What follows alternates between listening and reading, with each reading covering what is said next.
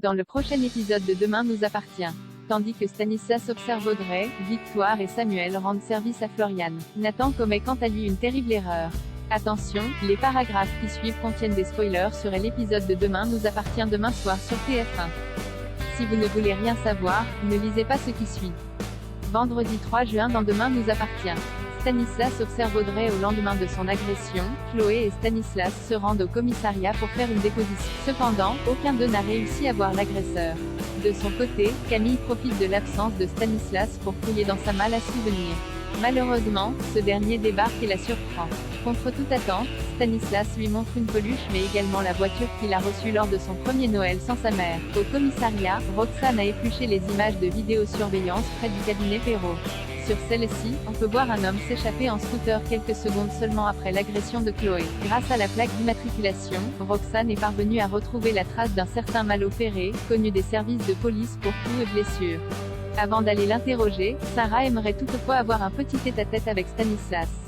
En effet, elle trouve étrange que le skipper arrive toujours à un moment providentiel pour jouer les sauveurs. Non loin de là, Camille, Chloé et Sébastien se retrouvent au spoon. Le sachant capable du pire, Sébastien ne serait pas étonné que son gendre ait payé quelqu'un pour agresser Chloé afin de se donner le beau rôle. Même s'il ne peut pas prévenir la police pour une simple suspicion, le procureur a cependant remarqué que Sarah se méfiait de lui. C'est pourquoi, il la contacte immédiatement. Peu après, Stanislas est convoqué au commissariat où Sarah lui pose quelques questions sur son emploi du temps de la veille. Il faut dire que la policière a relevé quelques incohérences sur son itinéraire et qu'elle aimerait reprendre tout depuis le début pour comprendre.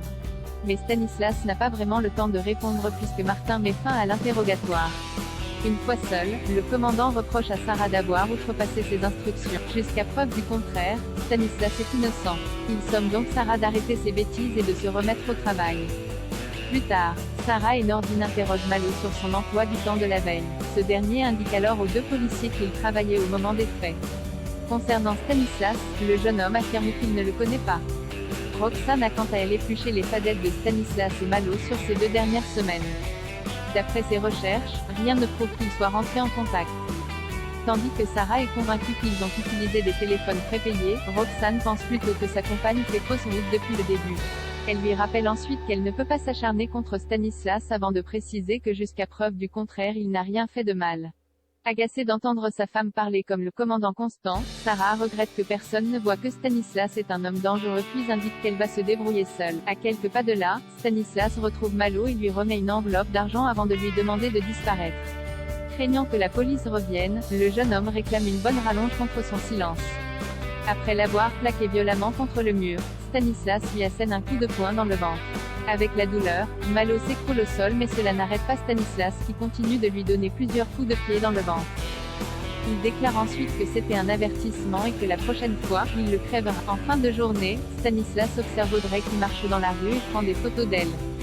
Victoire et Samuel rendent service à Florian comme elle a le feu vert de ses médecins pour quitter l'hôpital. Florian aimerait pouvoir voir Enzo pour le convaincre de revenir à Sec. C'est pourquoi, elle demande à Victoire et Samuel de s'occuper de son fils le temps d'une journée. Bien qu'il n'ait pas le droit, les 2 médecins finissent par se laisser convaincre et emmènent le bébé chez eux. Si le docteur Chardot a la désagréable sensation de s'être fait avoir, sa compagne estime que grâce à ce petit sacrifice, une famille sera bientôt réunie. Néanmoins, prendre en charge un nourrisson n'est pas une mince affaire.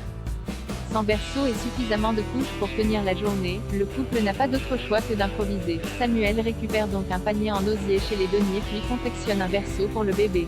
Nathan commet une terrible erreur après un moment intime. Angie explique à Nathan qu'il fait des bruits étranges lorsqu'ils font l'amour. Un mélange entre Dark Vador et Kung Fu Panda que l'adolescente a enregistré.